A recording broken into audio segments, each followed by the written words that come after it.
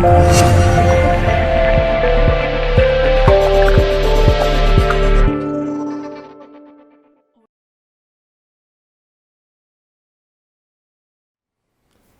and welcome to Camera Review.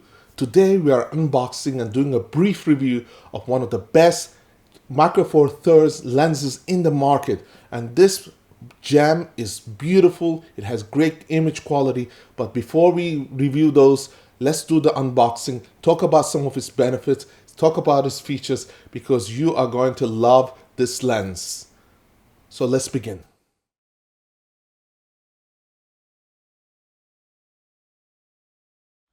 All right. So we have the Voigtlander 17.5mm f 0.95. This is the fastest lens that is made for a Micro Four Thirds at 17.5mm, which is equivalent to 35mm.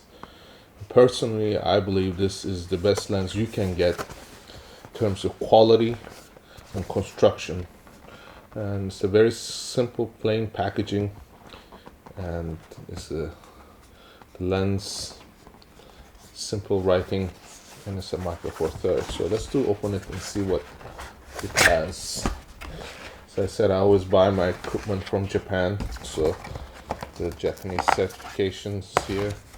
As you can see, there's a nice little sticker, registration cards, and here we have 17.5mm. The price, of course, I don't know why they put that.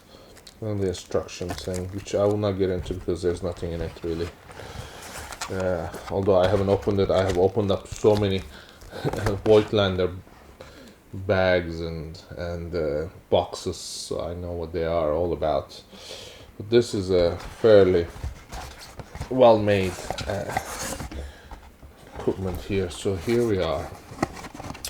You notice that they give this white foam. You don't get it in Panasonic's cheaper lenses like the 20mm. You get this plastic wrapping. This one comes in really nicely packaged thing. So here is the most important, which I feel one should always look into, and that is the cap.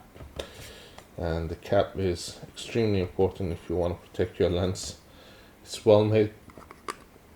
It snaps on, and this goes right on the lens hood, and it does provide some amount of coverage against ghosting, flaring, and rays that are unwanted, but it should be a little longer in my point of view. It's got a 67mm thread, which is very important if you are going to use this. If you're going to use filters with it, which you will, because this is a f/0.95, and if you want to use it at widest apertures, then you would need to have filters, which a lot of YouTube vloggers have used that. Now here is very important. You can use it clicked like this, and you can hear the clicking if you carefully listen to it, and this goes to f/16 from 0.95, but you can also declick it. So you can declick this, and to use it declicked, you can see the markings here at 0.15, which is extreme close-up of 15 centimeters, or 0.6 inches, or 5.9 as is indicated. So you can get extreme close-ups, plus it goes all the way to infinity. The whole thing is full metal construction. It's got buttery smooth focus, just like you would get in a very high expensive lens like a Leica. But this one is even better because it has an incredible focus draw. You see how much I can turn? That is almost 190 to, no, it's even more than that, I think. Well, that's, yeah, that's about 180 to 190 focus draw, which is wonderful, because if you're gonna get really accurate focus with your videographing, this is the kind of lenses you want. This one will last you forever, and this is a whole metal construction. It is better made than anything in the market from what I know, and I've tested everything from the Panasonics to Olympus to anything else that's being produced, even the cheaper Chinese versions like the Mitacon SLR Magic. This is the lens that stands out above and beyond anything else. This is the lens that is made in Japan, and these are the guys who make Zeiss Otus lenses. So this is an extremely well made lens, and they put everything they knew in lens design into this. Also, it's important that it was designed for a videographer, because this one has 10 aperture blades, so you get that beautiful round bokeh. It is the kind of thing that you look for when you're doing focus pulls and seeing that beautiful bokeh just appearing as you do so. And then of course it has a very complex structure with 13 elements in 9 groups. So this had a lot of engineering, a lot of things to avoid it from getting distortions.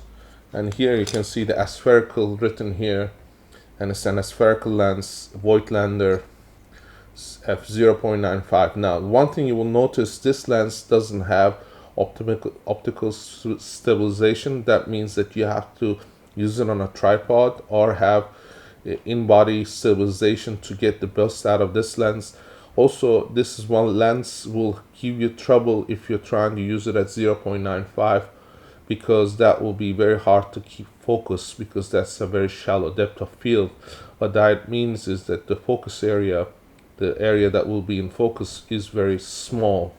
So it is something to consider. But if you're going to film something that's like at infinity, or someone who's far away, and you want to use the most of the lights that's in the area, or if you natural light, this is the lens to use. And even if you step down to f2.8, f2, you're gonna get extremely well composed images, and that is because this lens performs equally well at f4 as it does at f1.4.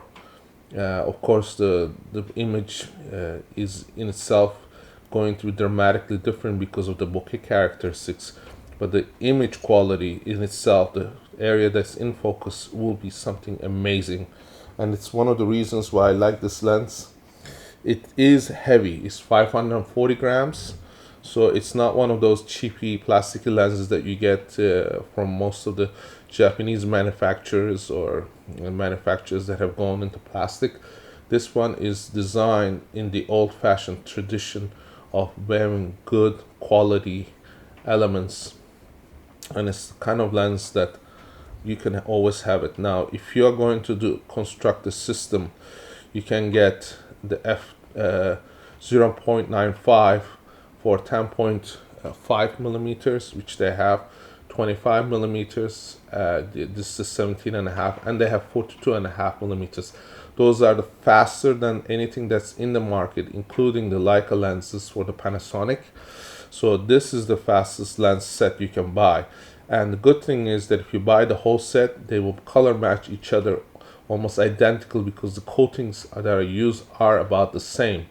However, do notice that you will not get the autofocus, you will not get the image stabilization. So that is going to make a difference.